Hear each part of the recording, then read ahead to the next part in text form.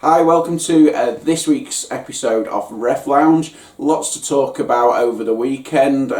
Some unsavoury parts that we're going to add into the show. And we're going to do that right at the beginning. And it's not unsavoury in the sense of referee decisions.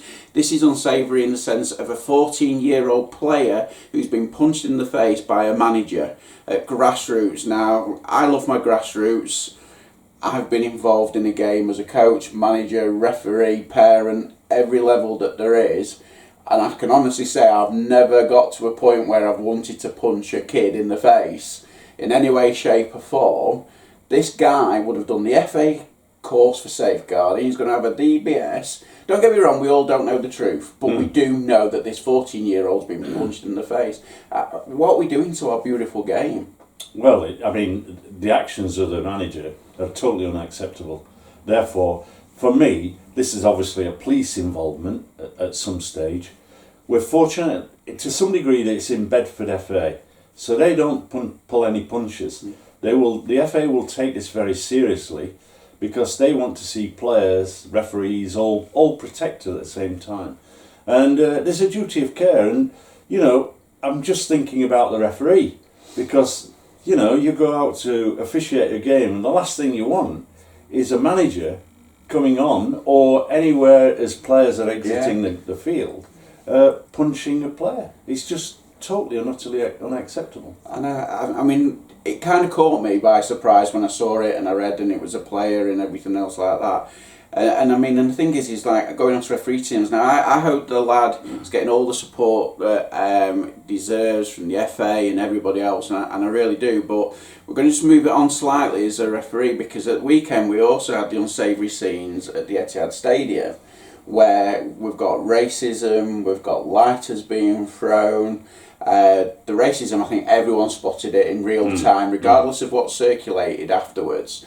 On social media, we all spotted it there. So we've got on one hand at grassroots a young lad being punished. Now we've got racism clearly in the eyes of the camera and the millions that are watching. Remember, this is a big game. This is the Manchester derby, but I won't just say that. You remember, Anthony Taylor's on this game.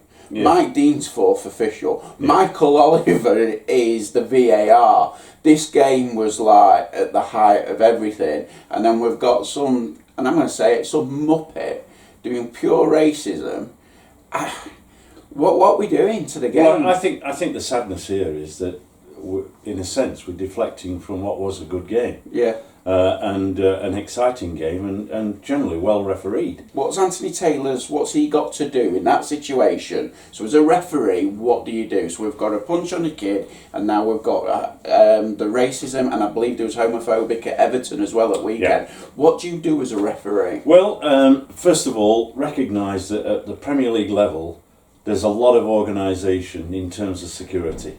The security people who are trained. There's police officers on view.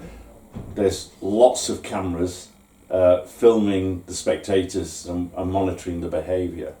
From a refereing perspective, there's a process. If the first one is, and I might have expected Anthony to have stopped the game, ensured that the player is okay, and personally I would thank the player for not overreacting.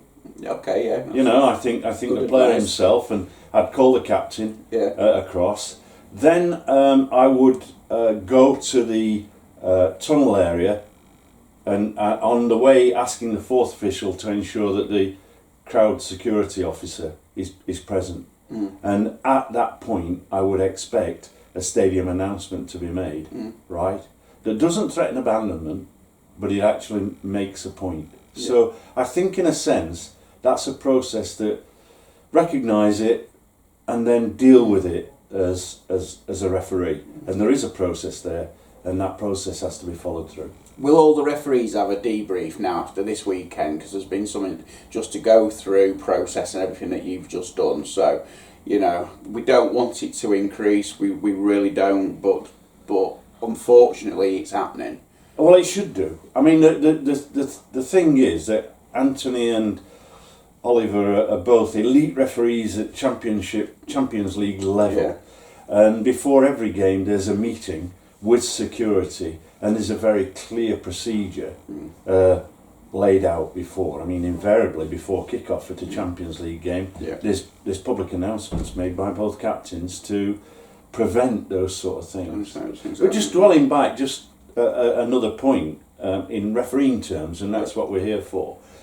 When I was an active referee, even at international level and Premier League level, I would always referee on a Sunday. If I hadn't got a game in the major competitions in the leagues, I would come back and referee in local football, because that's where, as a referee, first of all, we all love the game, and I got a lot of enjoyment. Yeah, and I think that's it. So I think for this weekend, I think unfortunately we've started with a few of the unsavoury parts of the game that's just creeping in. I'll just make a play. I mean, you know, I'm a grassroots referee from Sheffield, but you know, why can't we just enjoy the game together? I know there's a lot of money in the Premier League and all it, but there's no need. There hasn't been for a long time. Just enjoy the game. Correct. Just ask for anyone. Just enjoy the game. All right, so we're going to move on, because obviously there's quite a lot to talk about from there. So what I'm going to do is just have a quick pause, quick break, and then we'll be straight back with the second part, and where we'll be discussing all the football. Thank you.